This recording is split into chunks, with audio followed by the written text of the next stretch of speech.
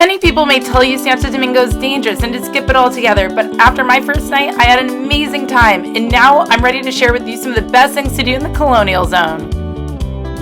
First off, hello and welcome to the Colonial Center of Santo Domingo.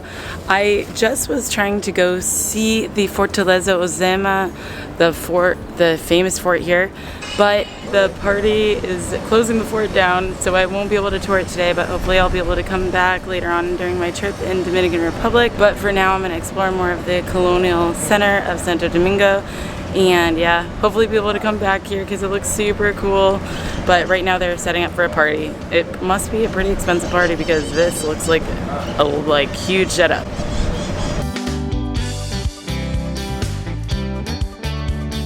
Good morning from Santo Domingo's Colonial Zone. This is a UNESCO World Heritage Site, and I can already see from all around me that this place is super old, especially this place right behind me. This is the Cathedral Primada de America, and it's been standing since its completion in 1540. They began construction on it in around 1510, and it's still going strong. As you can see, the stonework is just like amazing on this building. I am really excited and I hope I can go in, because when I went to my first stop, which is the Fortaleza, the fort in Santo Domingo where Christopher Columbus called home, I wasn't able to go in because they're setting up for a huge wedding and it looks like it's going to be quite the party, but hopefully I'll be able to go before I leave Dominican Republic. But right now I'm going to go head inside here right now. So basically, I went to the front of the church, but the entrance is on the other side. So hopefully I can go inside because it looks super cool.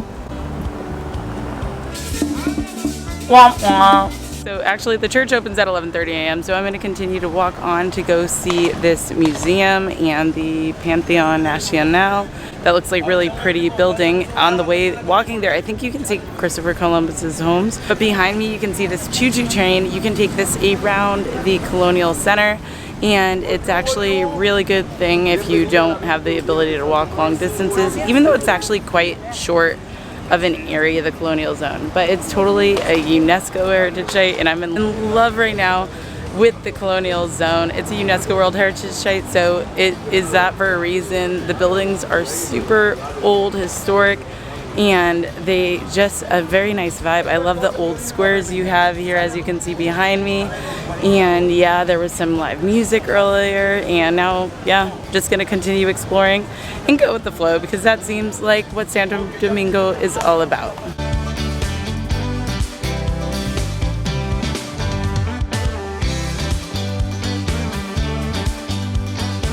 When you're in Santo Domingo, you need to come to Calle El Conde. This street is so beautiful. It stretches for most of the colonial section of Santo Domingo, but one thing that I love about it is that it's just super calm. As you're walking, there's restaurants that you can have some breakfast, cafes, grab a cup of coffee, and it leads right up to the Cathedral Primada de America.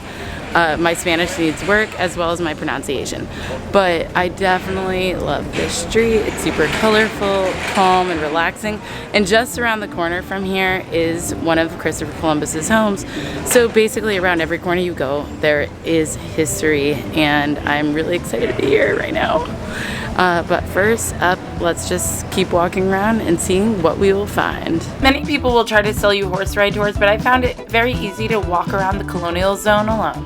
So behind me right here is Christopher Columbus's house where he lived, in fact, and I think that it is crazy that this building has been here since 1504, and you can still see it today. I don't believe you can go inside because the doors are locked, and yeah, but it's still very beautiful, and so is the surrounding street that you can see. I'm so glad that I'm here on a blue day. It seems like there's also horse carriage rides you can take around the Colonial Center. I prefer walking, but yes, we'll continue on now to see what else is in this Colonial Center. But I'm really so far finding it quite safe to walk around. There's a ton of tourists. I'm here alone, but I mean, I'm so far having a good time just chilling, walking around the town center. But this building in front of me is actually quite beautiful. I don't know what it is, but check it out. Hello from the Pantheon de Patria. This place is so calm and relaxing. There's a little courtyard area between this now church that used to be a Jesuit monastery in the 18th century until it was closed down when they deported the Jesuits in 1767. The university shut down. Then they created this into being like a warehouse for tobacco, as well as a theater and some other uses as well.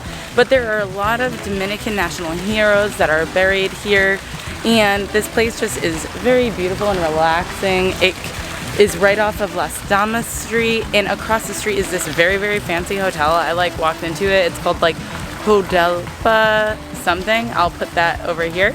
But yes, this is definitely a great place to come visit and have some time to chill. And this plaza area is called Maria del Toledo, and it is just a nice square that was built here in the 1960s. They also added the bell tower that wasn't always here, and yeah, that was done in around 1955. So I love that there's like a mixture of old and new history in some of the buildings here, which makes this a UNESCO World Heritage Site. A lot of it is more historic than not. So honestly, I think this is definitely a really cool area so far. I am liking Santo Domingo.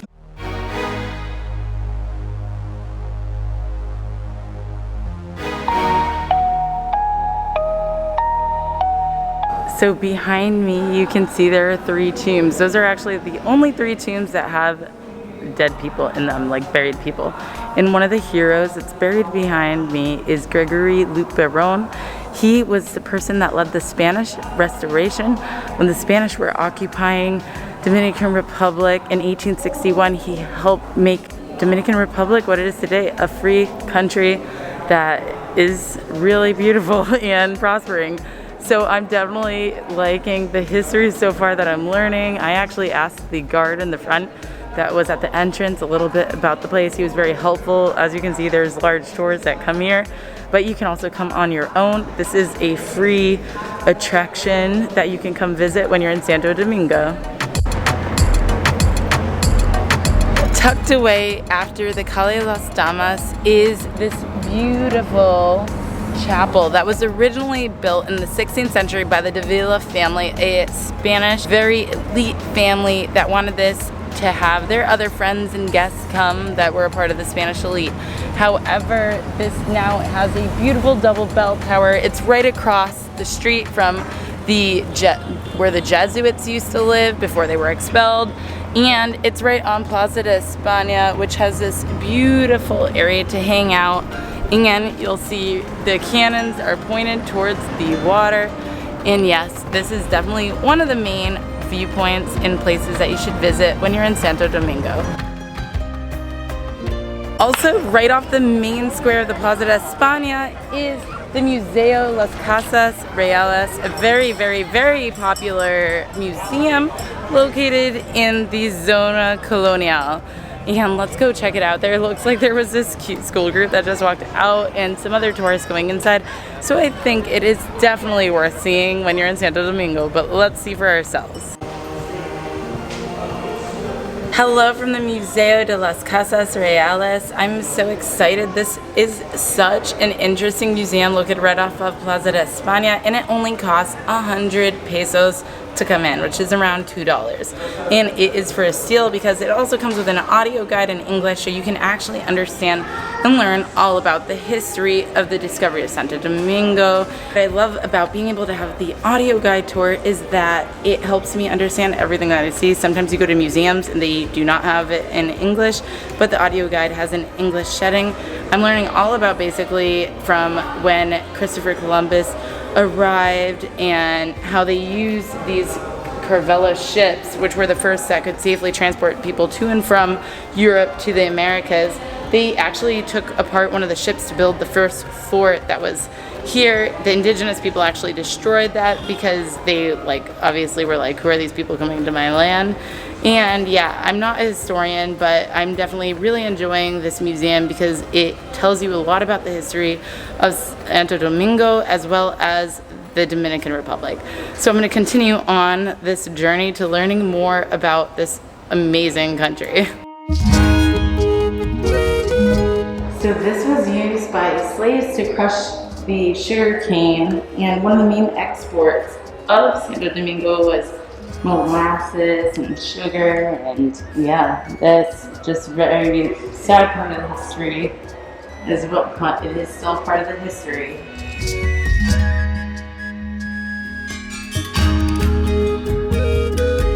So right now I'm in the Hall of the Spanish Governors. This was the seat of Spanish power when this was a colony of Spain, and this is where the Spanish governors would sit and host balls. And yes, it definitely is a beautiful ornate room and definitely brings you back in time. But on the wall you'll see there are some portraits or paintings that are of the Spanish kings that were here long time ago. Well, they weren't here, but their governors were. And it was kind of funny, the audio tour guide was telling me that the woman or the ladies of the court would throw oranges for entertainment into the street from these windows. I guess there wasn't a lot to do for fun back then. But yes, let's head on to continue. But so far this place has a ton of history, and I'm loving this audio guide tour, so I 100% recommend for 100 pesos this place. So this is a pretty nice room and view for people that were waiting to get judged here. This is the room of adjudication, and in the next room over is actually where the prisoners would wait. There's like a little altar where you could kneel and probably say your last prayers before this guy tells you your fate. So I actually love this replica of Santo Domingo because it shows that it was entirely walled because they would protect against pirates of all things. And yeah, so that's why it had a huge wall around the city. That was such a great museum to get a grip of the history of Santo Domingo and the Dominican Republic.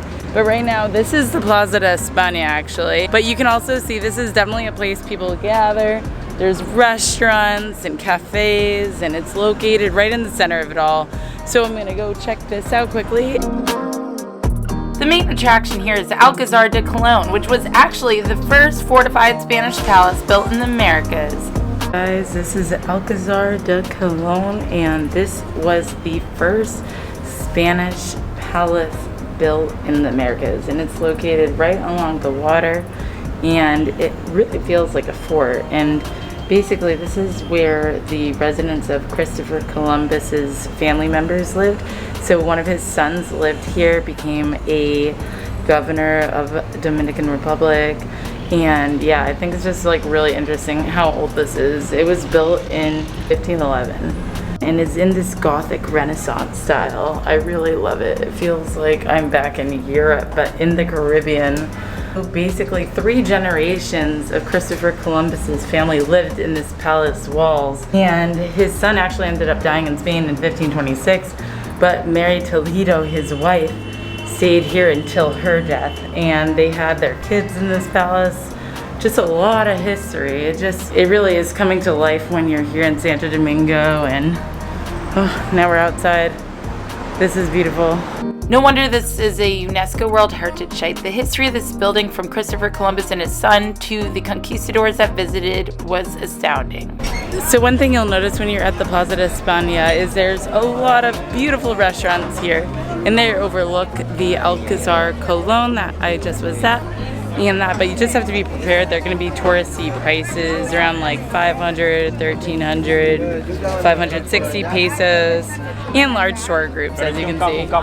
So definitely something to watch out for when you come here. But for now, I'm going to put my camera away and then try to find a coffee shop and go to the Monastery of San Francisco.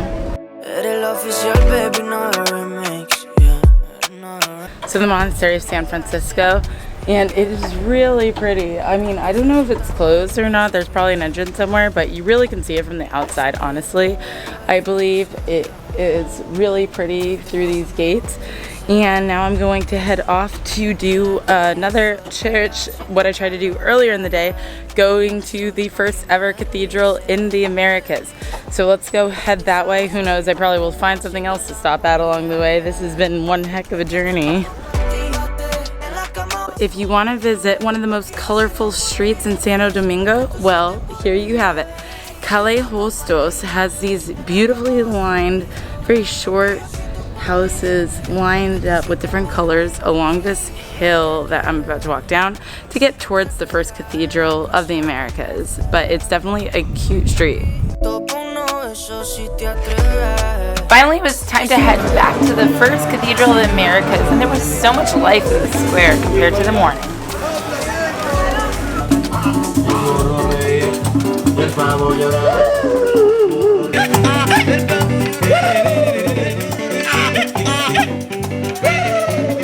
Finally, it was time to enter the first cathedral of the Americas, built between 1510 and 1540. It's known for its vaulted ceilings and the Gothic style of the building.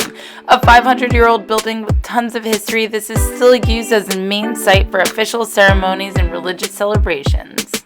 Alright guys, so this is Mosa, just kidding, but to wear a longer dress or cover your knees when you come to visit this church. And there's just some really famous altar pieces here as well that were brought over by Baroque artists from Spain. And also this place has a lot of history in the furnishings that you see around. I just definitely love it because it makes me feel like I'm in Europe again. It is the oldest church in all the Americas, so if you're coming here, you definitely need to come near. It's worth the 100 pesos to come as well. They give you an audio guide in English so you can understand what you're looking at. But I really love this. It's done in the Gothic style and it's just out of this world. It's awesome. After a lot of history, it was time to get a snack, and I went to AFOGATO Cafe for one of the best cups of coffee in Santo Domingo. Good afternoon, guys. I'm here at Cafe AFOGATO, and it is so cozy in here. And I am really excited that I got here before they closed at 4. But I got a cafe con leche and some little desserts. This is me with some nuts and just like a little cherry cookie. I just needed something to hold me over until dinner. I don't even know where I'm eating. I didn't really eat lunch because I've been on the go. But I want to find some really good food, some Dominican food. I mean, by the time I post this video, I'll probably not be here. But please, if you have suggestions, local suggestions of where to eat in Santo Domingo, please leave them in the comments below. And if you're enjoying this so far, please hit like, subscribe, and I'd really appreciate if you hit the notification bell so you are aware of more adventures that happen like this. So it started raining, so I came inside to this grand cafeteria to get some coffee and wait out the rain. It's right across from Park Independencia. And then after this, I'll probably go get some food at ADRIAN Tropical by my hotel. And I'm getting pretty tired of a full day of exploring. Santo Domingo has so much to see. You could easily stay here for a few days. But I'm going to go start heading off to explore Parque Independencia. Luckily, the rain just stopped, but we're right in front of Parque Independencia. And I'm just going to check this out before it closes at 6. Welcome to Parque Independencia. This place is actually guarded by some of the Dominican military you see behind me by the flag. But this is an important area. As you can see above my shoulder is the mausoleum. There you can find 4 of the founding fathers of the Dominican Republic. And I just think it's pretty interesting. You can come here until 6. They have it guarded. It's one of the most sacred sites of the Dominican Republic. And I definitely suggest you come visit. It's right at the end of El Conde Street, and it's definitely a place that you need to come. It's really chill too and free. I just made it in here before they closed because while I was here they were doing some sort of closing ceremony or in order to put the flags away in near the resting place of the founder of the Dominican Republic.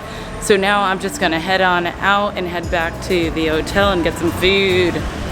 ADRIAN Tropical on the waterfront was amazing. Here it's located right near the Malecon and was perfect for sunset dinner.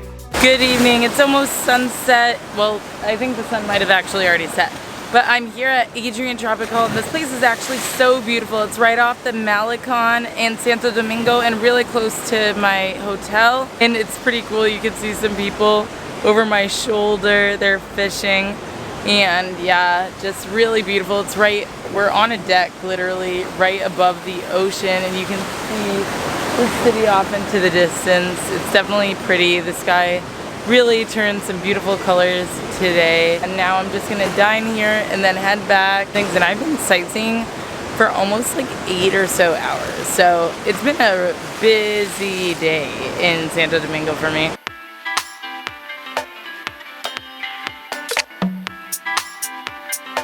So guys, I'm here at ADRIAN Tropical. I was recommended by the manager of my hotel, which is right across the street, that this place is pretty good, and I wanted to try something local. So I got the mofongo.